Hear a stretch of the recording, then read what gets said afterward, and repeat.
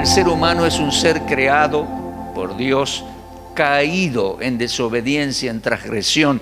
Eso nos dañó nuestro interior, nuestra alma.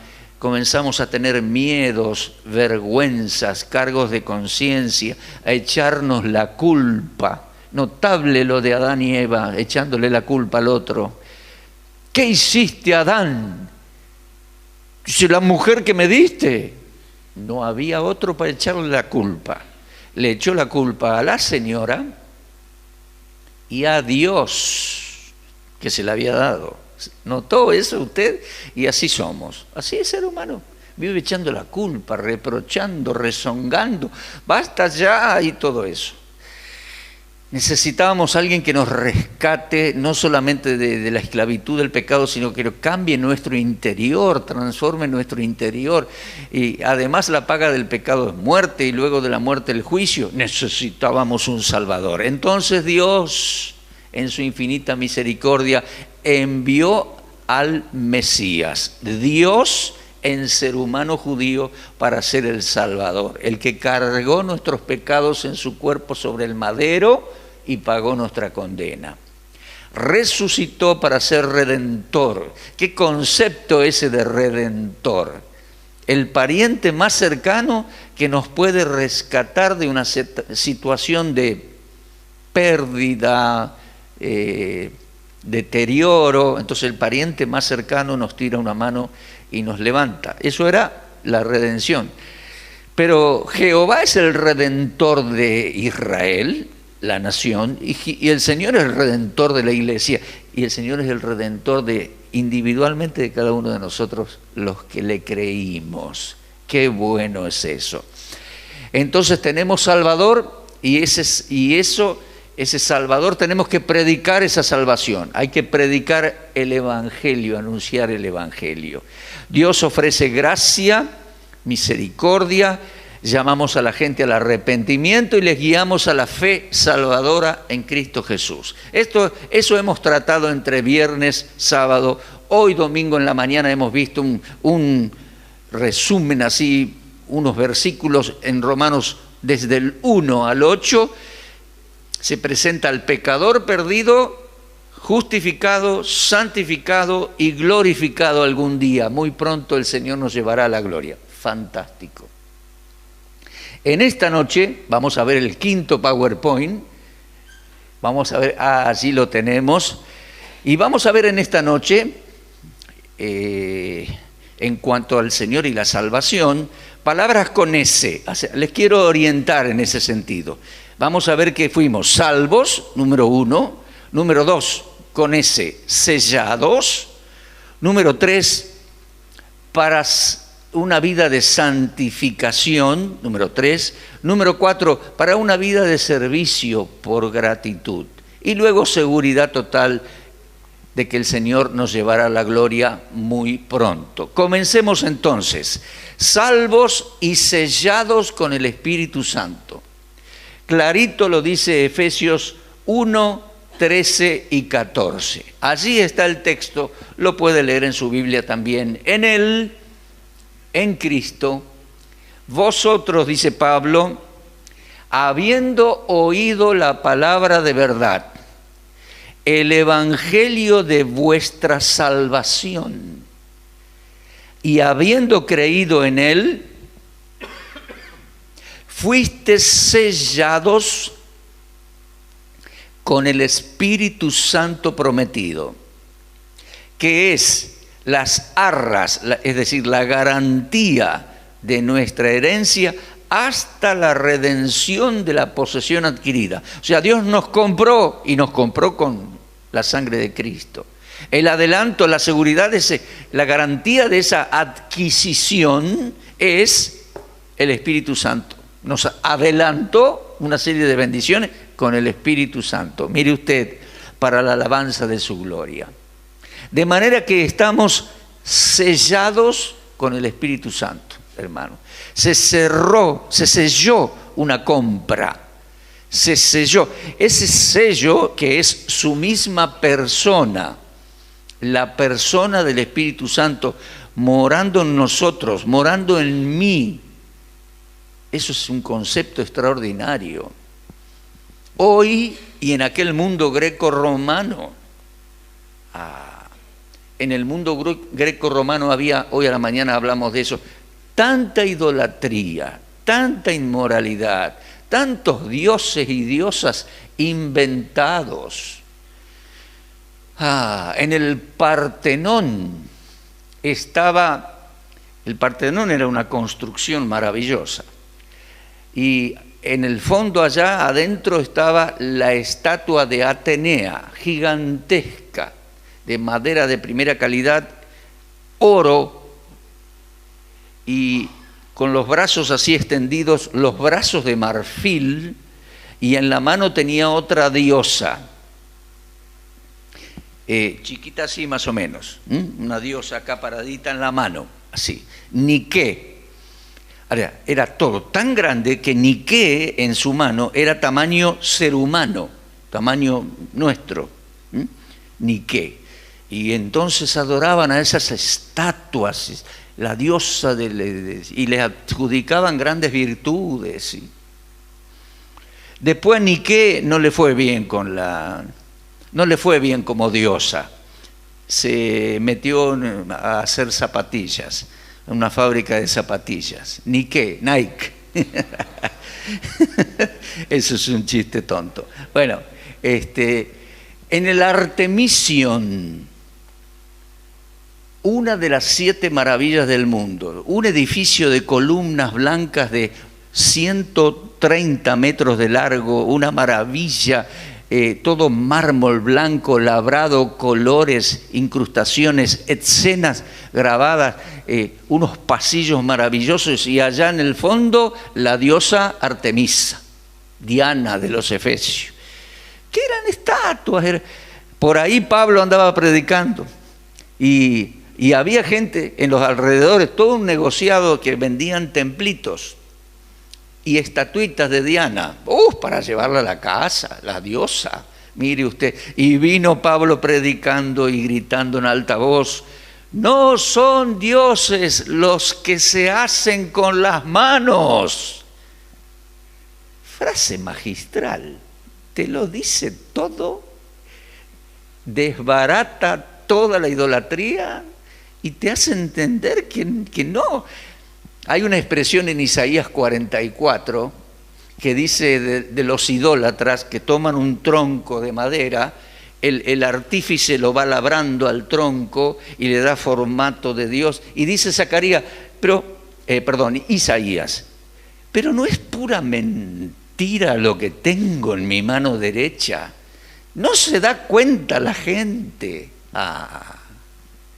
En medio de todos esos dioses y esos templos que eran unas maravillas de la arquitectura, el Artemision, una de las 7 maravillas del mundo antiguo, el templo de Diana, hermoso. A propósito, no queda nada de esos templos, porque todo lo que es mármol y oro, con el correr del tiempo se lo roban todo, Lo que queda son piedras y cosas por el estilo.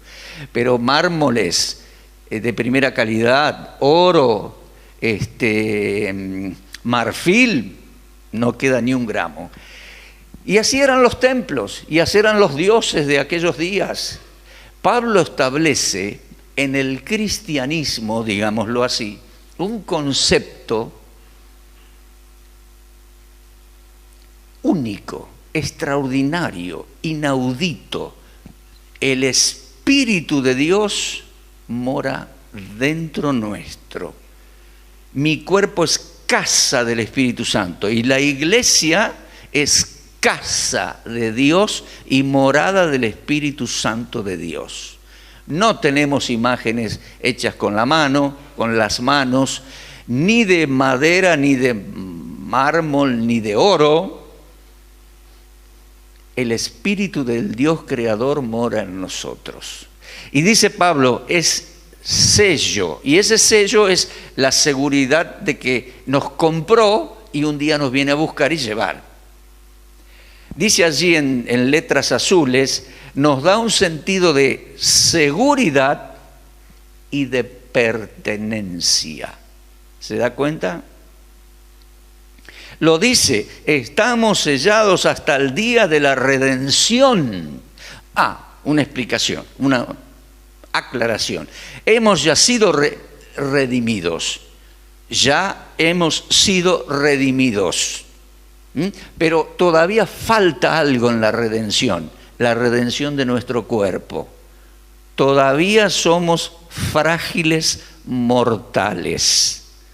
Falta la redención del cuerpo. Pero ojo, dice Pablo, estamos sellados hasta el día de la redención de nuestro cuerpo. Y lo vuelve a decir, mire, lo vuelve a decir en Efesios capítulo 4. No contristéis el Espíritu Santo, versículo 30, con el cual fuiste sellados para el día de la redención. La redención de nuestros cuerpos, dice Romanos 8. Es lo que falta. Eso completará la obra de Dios, nos elevará en gloria y nos llevará a la casa del Padre. Completará lo que se llama salvación. Una obra inmensa, muy inclusiva, extraordinaria, que solo Dios puede llevar a cabo. Entonces, en primer lugar, somos salvos y sellados con el Espíritu Santo hasta el día de la redención. O sea, tenemos seguridad para siempre.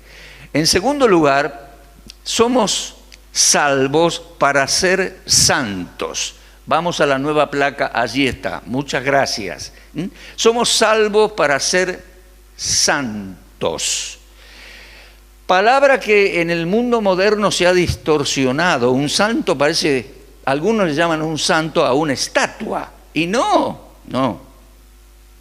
Y otros, por ahí se dice santo y dice, no me gusta la religión, es un santurrón, una santurronería. Y entonces la palabra medio como que se deforma. En aquellos tiempos la palabra santo simplemente significaba ser un diferente, ser apartado para Dios. De hecho, el idioma de Dios, el idioma del Antiguo Testamento, el hebreo, la palabra kadosh, indica apartado, separado. En el Antiguo Testamento Dios es santo. Los querubines dicen Kadosh, Kadosh, Kadosh es el Dios de Israel. Santo, santo, santo. Diferente, apartado, único. Y el ser humano santo está en un proceso de separarse de lo malvado y pecaminoso hacia Dios y hacia lo que Dios es y quiere. Incluso hay elementos que son santificados. Por ejemplo, en el templo antiguo había vasos santificados. No quiere decir que sean santos ni santurrones, es que estaban apartados para un uso específico. Con ese vaso o con ese recipiente se iba a llevar aceite o agua o sangre en algunos rituales. Entonces estaba para eso, no lo use para otra cosa. Dice, falta un vaso, dice, para cenar, trae el... No traigas ese. Un rey de Babilonia cometió ese error. No. Entonces santo significa separado, y separado para Dios. Y es interesante, a mí me gusta mucho una carta muy pequeña que tenemos en nuestras Biblias, la carta de Pablo a Tito, muy pequeña. Muchas veces digo lo mismo. ¿Cómo puede ser que en una cartita tan corta de 3 capítulos se pueda decir tanto? Léalo, tiene vida cristiana, no es solamente para el pastoral. ¿Y cómo puede ser, otra frase que digo, que la leí hace un mes o una semana, la leo ahora y no es que ya la leí? Esto ya lo leí, lo paso. No, tiene un contenido, me quedo pensando, me habla, me enseña, simplemente 3 capitulitos. Y en esta carta se habla mucho de tener sana doctrina y sana conducta, sana manera de vivir. Mire por favor Tito 1:9, el pastor o los diáconos ancianos deben ser retenedores de la palabra fiel tal como ha sido enseñada, para que también puedan exhortar con sana enseñanza y convencer a los que contradicen. Versículo 13, este testimonio es verdadero, dice, repréndelos a los nuevos convertidos para que sean sanos en la fe.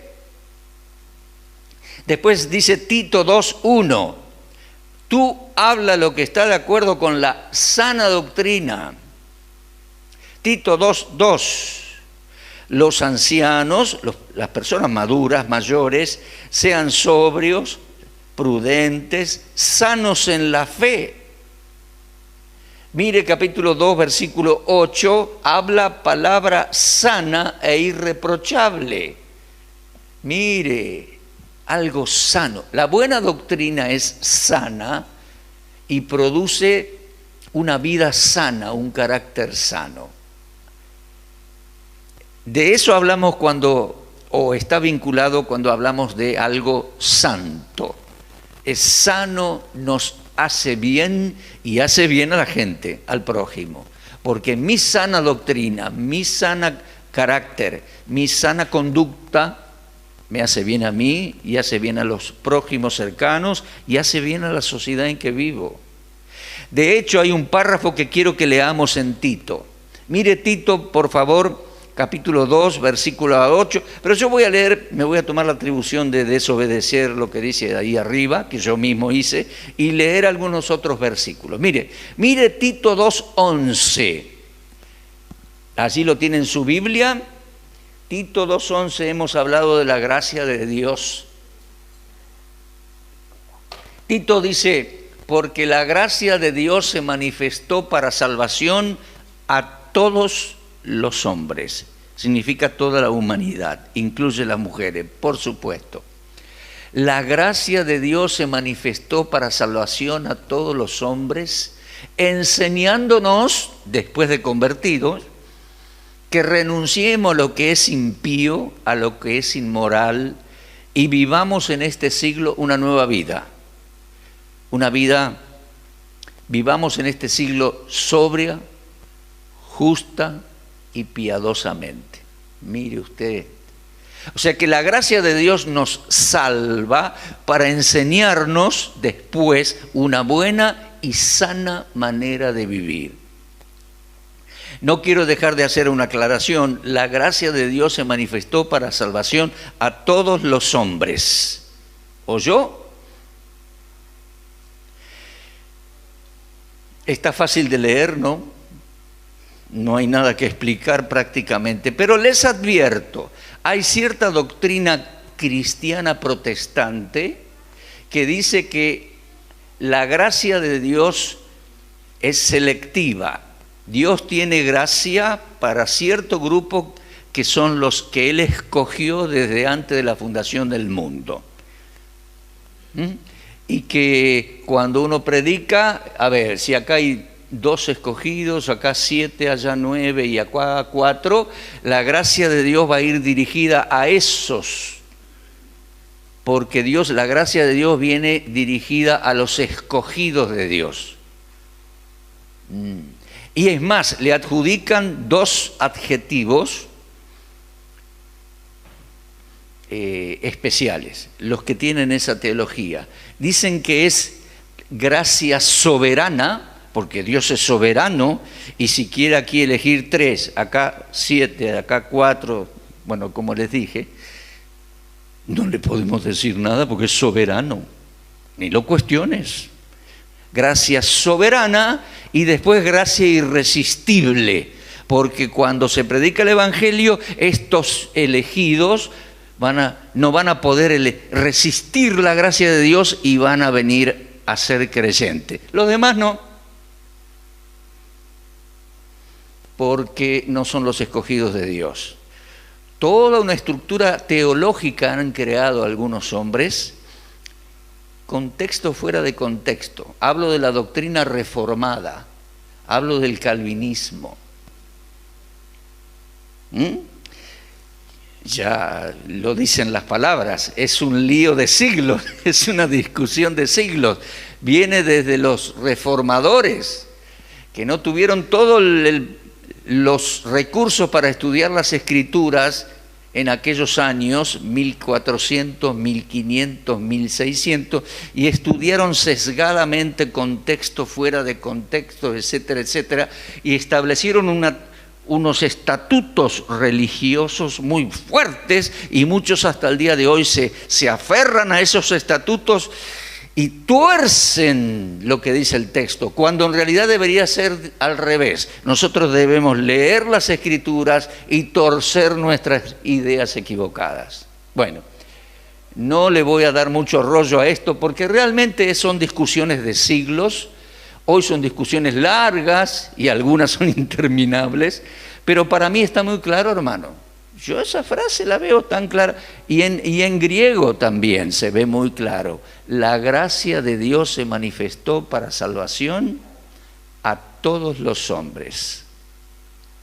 Y es la responsabilidad del ser humano creerle a Dios.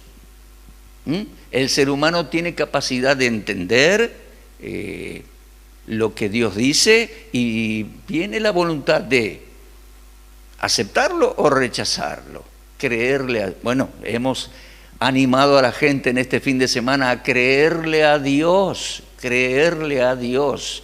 Bueno, en el tema de esta conversión y de esta nueva vida, porque claramente las Escrituras hablan de un antes y un después de Cristo. Yo quiero leer, como les dije, unos versículos en capítulo 3 de Tito.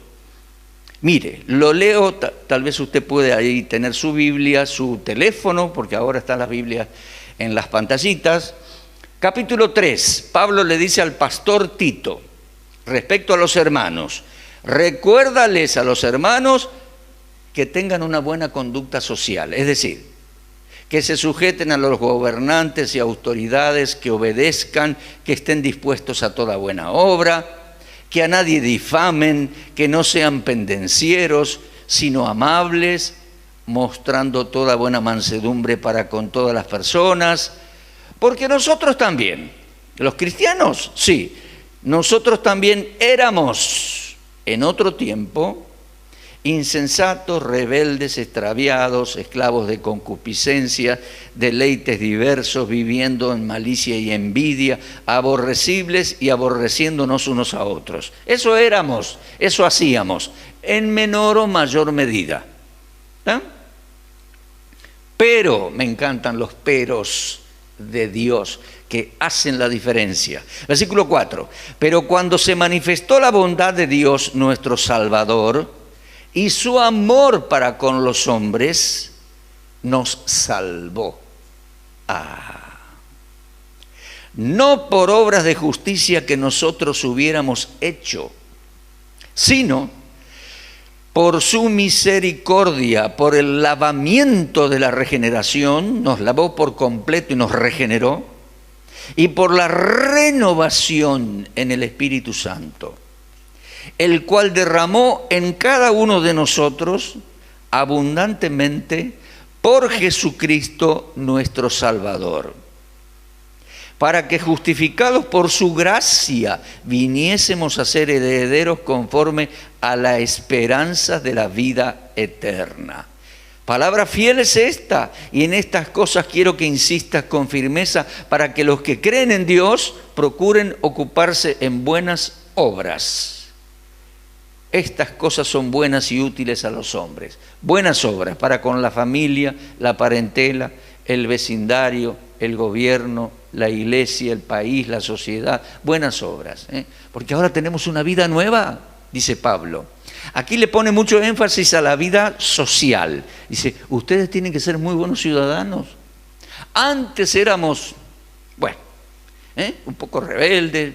Ahora debemos ser buenos ciudadanos. El Señor nos salvó. Y me encanta un texto aquí que dice, cuando se manifestó la bondad de Dios, nuestro Salvador, y su amor para con los hombres.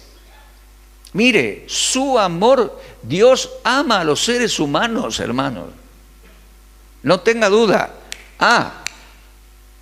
Los reformados aquellos que les decía, van a hacer todo un lío y un rollo con esto del amor de Dios. Van a decir que Dios ama a los escogidos, pero a los otros no. Y van a tratar de explicar, y hasta tuercen Juan 3:16, que amó al mundo, pero el mundo no es el mundo son los escogidos. Y entonces explican y gastan horas y se empantanan en una discusión. Hermanos, Dios ama a la humanidad, ama a los seres humanos. De tal manera amó Dios al mundo, a la humanidad. Y aquí dice, por cuanto se manifestó la bondad de Dios, nuestro Salvador, y su amor para con los hombres. En el griego, su amor para con los hombres, en castellano son 5 palabras. Amor para con los hombres se manifestó. En griego es una sola. Filantropía. Lo leo así. Dice, cuando se manifestó la bondad de nuestro Salvador y su filantropía, nos salvó, porque Dios ama al ser humano. Algunos discuten, pero ama al pecador, ama, y si no ama, mire, si, no hay modo de no amar al pecador, o sea, porque todos los seres humanos somos pecadores, entonces no discuta el tema ese tampoco. No, pero Dios ama el ser humano, pero odia el pecado. Sí, pero odia el pecado y el pecado está sobre el ser humano. Espere, Dios ama al ser humano, a los seres humanos. Y vimos lo que es el perdón, es quitar la culpa de la persona y remitirla, trasladarla, ponerla sobre otro, ponerla sobre el que él pagó los platos rotos. El Señor pagó nuestras iniquidades. Jehová cargó en él el pecado de todos nosotros, de manera que Dios, amando al pecador, le quita sus pecados y lo perdona, nos recibe como hijos. Es algo fantástico, maravilloso. Dios ama con amor agape. Agape es el amor que lo da todo por el otro, y Dios tiene filantropía, ama a la humanidad. De tal manera los ama que dio a su Hijo para que nadie se pierda, sino que cada uno tenga vida eterna, tenga la oportunidad de oír el Evangelio y la oportunidad de ser salvo. ¿Cuánto que hay aquí? Usted puede leerlo en casa, Tito completo, 3 capítulos. 3 capítulos, se toma unos mates calientes, porque vi algunos paraguayos tomando mate caliente, llegó el frío, siempre toman tereré, ahora mate caliente. En un rato lee Tito 3, o los 3 capítulos de Tito, es fantástico, pero léalo en voz alta. ¿Sabe, hermano? Muchas discusiones doctrinales, ¿saben por qué son? Porque la gente no lee. Alguien vino a hacerle una pregunta al Señor Jesucristo, le preguntó, y el Señor le dice, lo miró y le dice, ¿qué dice la Escritura? ¿Cómo lees?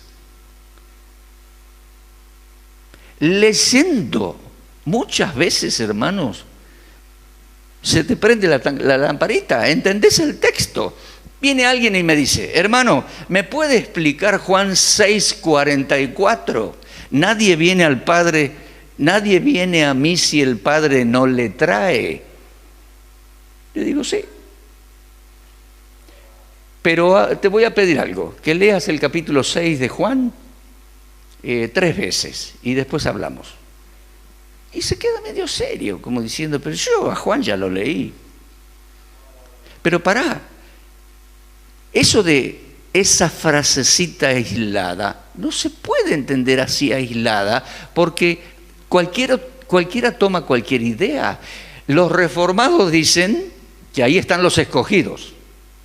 Nadie puede venir al Padre, perdón, me equivoqué, nadie puede venir al Señor, al Hijo, si el Padre no lo trae. O sea que el Padre tiene los escogidos desde antes de la fundación del mundo, los trae al Hijo para que el Hijo los redima y los lleva al Padre. Bueno, toda una idea formada fuera de contexto. Usted lee Juan 6 y no es una una teología de europeos protestantes de los días de Cristóbal Colón. Si usted lee Juan 6, son judíos discutiendo aquella mañana, el sábado, en la sinagoga de Capernaum. Comience ahí. Y si usted lee el contexto, lo va a entender mejor. ¿Sabe qué? El versículo 45 explica el 44. Pero la mayoría de la gente no lo lee, y cuando lo sacan así, los grandes maestros estos, lo sacan así fuera de contexto y salen diciendo su teología. No, así no. Mírelo en Juan 6, mire Juan 6, 45, ya que estamos. Dice, el Señor se enoja con los fariseos, porque les dice, ¿por qué no me creen? ¿Por qué no me creen? Etcétera. Nadie puede venir al Padre. Otra vez me equivoqué, perdón. Nadie puede venir a mí si el Padre no le trae. Así que ustedes, ¿Y qué dice Juan 6, 45? Juan 6, 45. ¿Lo está leyendo usted? Juan 6, 45, el Señor dice, mire el 44, lo leo. Dice, ninguno puede venir. A ver, el 43, Jesús les responde y les dice, no murmuren entre ustedes, porque estaban diciendo los fariseos y todo eso, dice, pero ¿cómo este se la tira de Mesías? El Mesías, si nosotros conocemos a los hermanos, este se crió en Nazaret, este no, está diciendo que vino del Padre que resucitará a los muertos. No, y el Señor les dice, momentito, no murmuréis entre vosotros, 43. Ninguno puede venir a mí si el Padre que me envió no le trajere, y yo lo voy a resucitar en el día postrero. Escrito está, 45, escrito están los profetas, y serán todos enseñados por Dios. Así que todo aquel que oyó al Padre y aprendió de mí, y aprendió de Él, viene a mí. Ya está, el 45 explicó el 44. Le dijo a esos judíos, no murmuren entre ustedes. Ustedes, dice, nadie puede venir a mí si el Padre no lo trae. Y dice, serán todos enseñados por Dios, y el que oyó la enseñanza de su escritura, viene a mí. Y lo dice en varios lugares más, de mí escribió Moisés, pero ustedes no quieren venir a mí porque no le creen a Moisés, etcétera, etcétera. Ese es el contexto, esa es la interpretación. Aquellos judíos tenían una religión, eso sí, y tenían las tradiciones de los ancianos, y tenían toda una reglamentación, y perseguían a la gente para cumplir la reglamentación. Y el Señor les reprochó, ustedes no quieren oír bien a Moisés, y ustedes no tienen la palabra del Padre morando en vosotros, porque la palabra del Padre me indica a mí como el Mesías, y ustedes no tienen la palabra. Si fuesen enseñados por la palabra del Padre, vendrían a mí. Ya está la explicación, ya está todo. Bueno,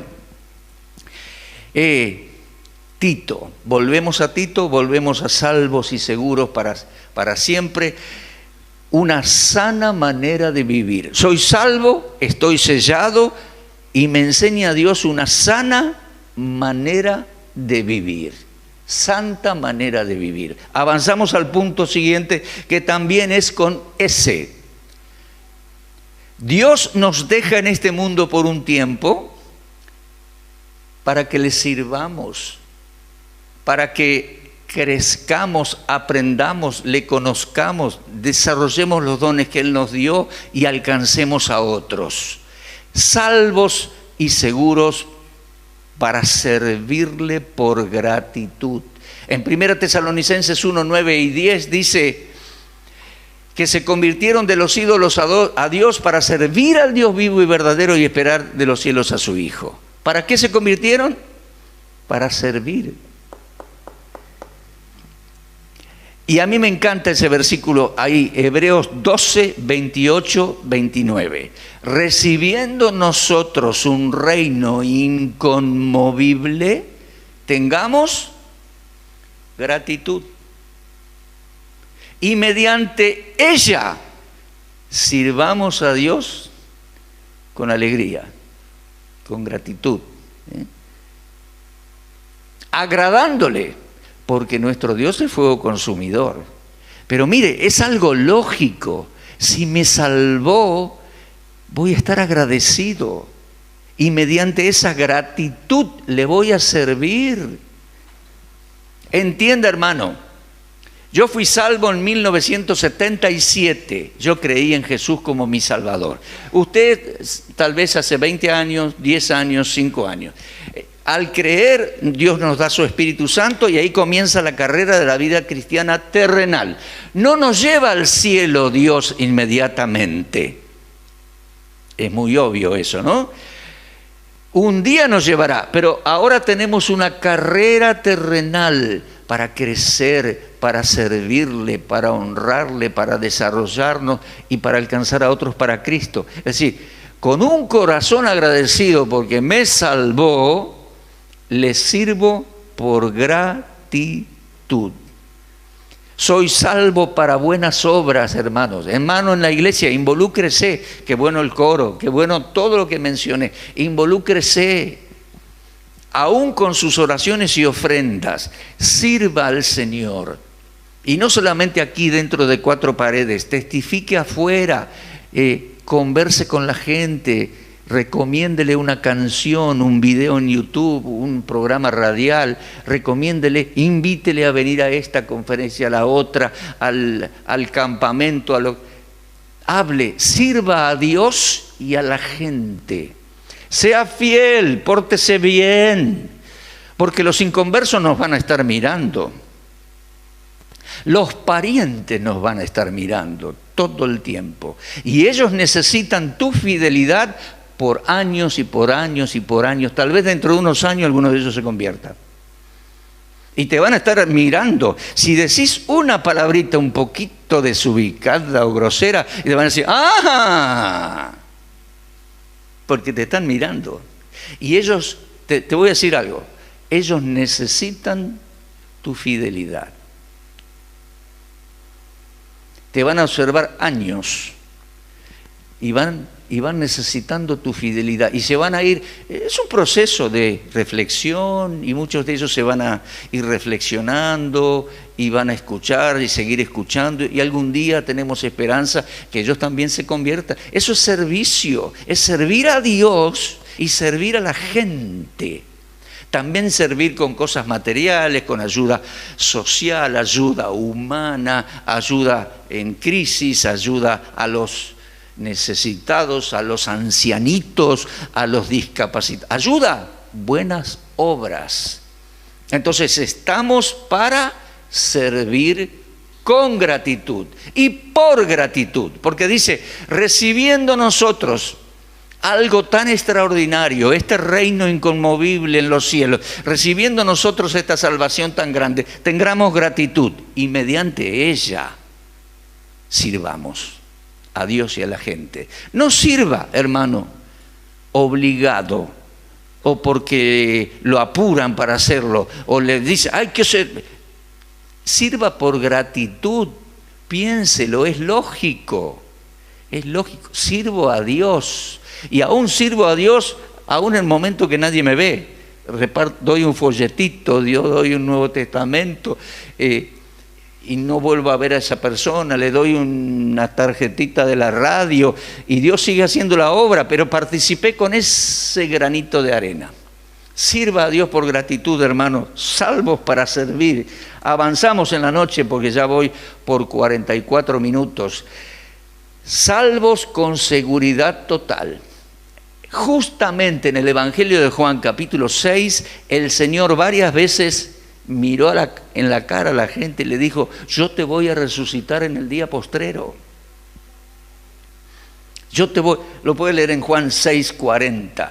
Y en 1 Tesalonicenses 4 dice que el Señor mismo con voz de mando resucitarán los muertos en el día que resucitará toda la iglesia. Bueno, pero el Señor tenía 30 años y poquitos meses, varón jovencito en la sinagoga, miraba a los vecinos, miraba a la gente, miraba a los hermanitos de la sinagoga y le decía, créeme, yo te voy a resucitar en el día postrero. Había que creerle, ¿eh? Bueno, fue dando evidencia de que no era un loco, sino que tenía poder para hacerlo. Porque comenzó a levantar muertos en la Galilea. Le resucitó la hija al principal de la sinagoga, la hija de Jairo. Le resucitó el hijo muerto a la viuda de Naín. Una semana antes de morir, unos días antes de morir, le resucitó a Lázaro en Betania, cerquita de Jerusalén. Y yo creo, aunque no está escrito, que resucitó a varios. Porque cuando Juan le manda a decir, esperaremos a otro, él le dice, díganle a Juan, los ciegos ven, los cojos son, los muertos son resucitados. O sea que él resucitaba muertos.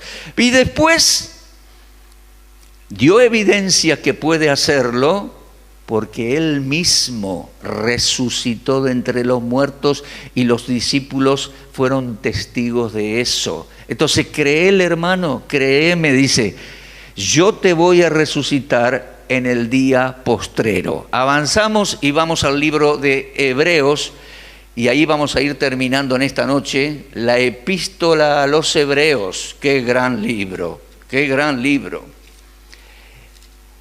Y hemos visto este fin de semana que el Señor fue sacrificio por nuestros pecados.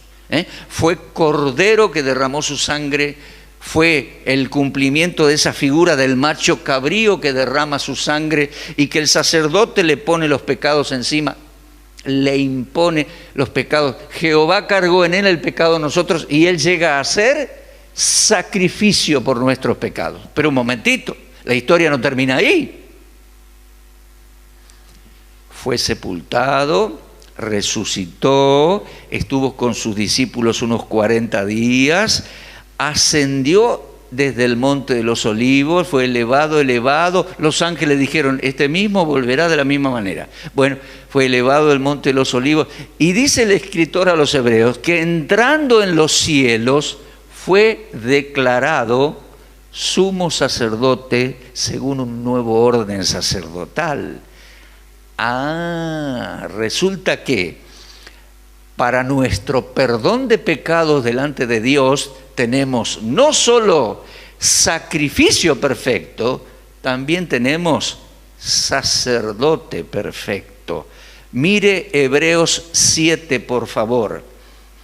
Hebreos 7:23 dice, los otros sacerdotes llegaron a ser muchos debido a que por la muerte no podían continuar. Pero este, por cuanto permanece para siempre, tiene un sacerdocio inmutable, por el cual puede salvar perpetuamente a los que por él se acercan a Dios, viviendo siempre para interceder por ellos. Mire qué palabras. Puede salvar perpetuamente a todo aquel que se acerca a él. Tal sumo sacerdote nos convenía, dice el escritor, santo, inocente, sin mancha, apartado de los pecadores, hecho más sublime que los cielos, que no tiene necesidad cada día como los otros sacerdotes terrenales de ofrecer sacrificio por sus propios pecados. Versículo 28, porque la ley de Moisés, constituía sumos sacerdotes a débiles hombres, pecadores ellos también. Pero la palabra del juramento, eso es el Salmo 110, constituyó, posterior a la ley, constituyó al Hijo de Dios como sumo sacerdote y sumo sacerdote perfecto para siempre. Así que en Él descansa nuestra salvación, hermano, y nuestra seguridad, porque Él fue sacrificio perfecto y Él es sacerdote perfecto delante de Dios, oficiando, digamos así, nuestro perdón. Por eso dice más adelante que con una sola ofrenda hizo perfectos para siempre a los creyentes. Mire Hebreos 10:10. Mire Hebreos 10:10. Dice, en esa voluntad fuimos santificados mediante la ofrenda del cuerpo de Cristo, hecha una vez y para siempre. Versículo 14, porque con una sola ofrenda, la de su propio cuerpo, hizo perfectos para siempre a los santificados. Y atestigua lo mismo el Espíritu Santo diciendo en los profetas, no me acordaré más de sus pecados. Eso es salvación integral y perfecta. Finalmente avanzamos a la última placa, salvos con seguridad eterna, hermano. Simplemente leyendo Juan 3:16. De tal manera amó Dios el mundo que dio a su Hijo para que todo aquel que en Él cree no se pierda, sino que tenga vida eterna. Yo no puedo entender cómo alguien puede leer ese versículo y después dudar de la salvación o salir diciendo que la salvación se pierde.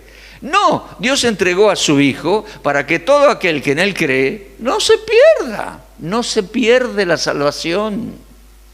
Y en Juan 10, 27 al 30, Él dice, mis ovejas oyen mi voz, yo las conozco, me siguen, yo les doy vida eterna. No perecerán jamás. Mi Padre que me las dio mayor que todos, yo y el Padre uno somos. No perecerán jamás. Seguridad eterna. Y hermanos, ahí al final dice que tendremos, por la gracia del Señor, cuerpos semejantes al cuerpo de la gloria suya. De manera, mis queridos hermanos, que la salvación es un concepto muy amplio. Avanzamos a la próxima imagen. La salvación es un concepto muy amplio y muy inclusivo. Incluye todos los demás conceptos como justificación, propiciación, redención, todo se lo incluye, lo podemos incluir con la palabra salvación. Incluye todos los demás conceptos y aún todos los beneficios y seguridades, incluso del pasado, del presente y del futuro. Por eso hay textos que dicen que el Señor nos salvó, como leíamos en Tito 3, 4 y 5. Hay textos que dicen que el Señor nos está salvando, nos salva del pecado y del demonio, etc. Y hay el texto que dice que nos tiene guardado y preservada una herencia en el cielo. Y hay texto que dice que nos salvará. Sí, porque el que comenzó la buena obra todavía no la terminó. El que comenzó su buena obra en nosotros la perfeccionará hasta el día de Jesucristo. ¿Se da cuenta? Estamos todavía en el proceso, con los piecitos en la tierra, pero con seguridad. Dios ya lo tiene todo completado, anunciado, lo hará, nos transformará en gloria. Finalmente, una gran definición de salvación, vemos allí, y con esto terminamos. La salvación, y ahí podemos... alguien me pidió si yo le daba alguna nota de esto. Yo les puedo dar estos PowerPoint si quieren, Pídanselo a los muchachos de la cabina o envíenselos por WhatsApp, no hay problema, que sirva para repasar y todo eso. ¿Amén? Bien, salvación es liberarnos del pecado y de todas sus consecuencias. Y liberarnos de toda rebelión y esclavitud que introdujeron Satanás y los demonios, para otorgarnos libertad gloriosa y salud integral y duradera, sumado a llevarnos y mantenernos a salvo de todo riesgo en el mejor de los lugares y en las mejores condiciones por toda la eternidad. Seremos semejantes al Señor, estaremos en la casa del Padre, en magnífica ciudad celestial, libres de todo riesgo, con gozo pleno, felices de ser útiles en diversos servicios por toda la eternidad. Eso es la salvación de Dios. Dios nuestro Salvador, el Señor Jesucristo. Y recuerde, la salvación es obra de la Trinidad, del Padre, el Hijo, que es sacrificio y sacerdote, y del Espíritu Santo, que hace una obra interna en nosotros. sellándonos con seguridad total. Uno nunca termina de definirlo, es algo tan completo y extraordinario, la salvación de Dios. Terminamos diciendo, gracias a Dios por esta salvación tan grande. Y gracias a Dios por este Salvador tan grande. Efesios 1:3, el apóstol Pablo dice, bendito sea el Dios y Padre de nuestro Señor Jesucristo, que nos bendijo con toda bendición espiritual en los lugares celestiales en Cristo. Allá nos prepara herencia. Y 1 Pedro es parecido, versículo 1:3. Bendito sea el Dios y Padre de nuestro Señor Jesucristo, que de su voluntad y poder nos hizo renacer para una esperanza nueva y una herencia que tiene reservada en los cielos, dice el apóstol Pedro. Qué magnífico, hermano. Qué magnífico. Cómo me gustaría hacer pasar los músicos y el coro y que todos cantemos agradeciendo a Dios por esta salvación tan grande. Bueno, no se preocupe. En el cielo lo vamos a hacer. ¿Habrá leído usted Apocalipsis 4 y 5 y tantos más? En el cielo agradeceremos al Señor en aquel mar de vidrio y veremos el universo y el trono de Dios y que Él nos recibe como hijos porque proveyó sacrificio perfecto, el del Señor, y proveyó sacerdote perfecto y nos perdona, nos ama, nos recibe por hijo, nos llevará a la gloria. Confía en el Señor, hermano. Dios es grande. Nuestras son las dudas, las debilidades, las vacilaciones. No, confíe de todo corazón. Confíe en aquel varón joven que decía a la gente, créeme, yo te voy a resucitar en el día postrero. Créele. Gracias a Dios por esta salvación tan grande y este Salvador tan grande. Oremos. Señor, llegamos al final de la conferencia. Fueron 5 temas con algunos tópicos elegidos para resumir algo tan grandioso. La salvación. No podían hacerlo los ángeles, no podían hacerlo nosotros, no podíamos salvarnos ni a nosotros mismos ni salvar al prójimo. Entonces Dios envió al Señor, nacido de mamá judía, para ser Dios en ser humano judío, ser Salvador, ser ofrenda por el pecado y ser sacerdote oficiando nuestro perdón.